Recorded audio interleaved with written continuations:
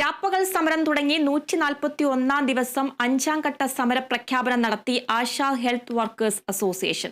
പഞ്ചായത്തുകൾ കേന്ദ്രീകരിച്ച് പ്രതിഷേധ പരിപാടികൾ നടത്താനാണ് തീരുമാനം.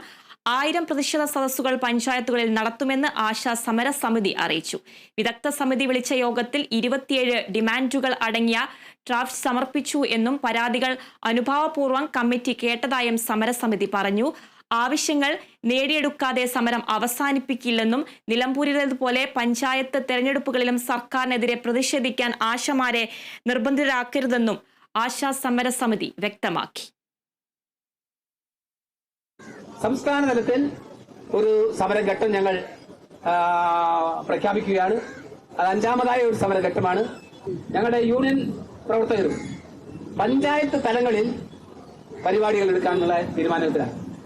എല്ലാ പഞ്ചായത്തുകളിലും ഞങ്ങൾ പരിപാടി എടുക്കും. 1000 പ്രതിഷേധ സദസ്സുകൾ കേരളത്തിന്റെ പഞ്ചായത്തുകളിൽ കേന്ദ്രീകരിച്ചുകൊണ്ട് സംസ്ഥാനത്തുടനീളം അടുത്ത 2 മാസം കൊണ്ട് ഞങ്ങൾ നടത്തുന്നതാണ്.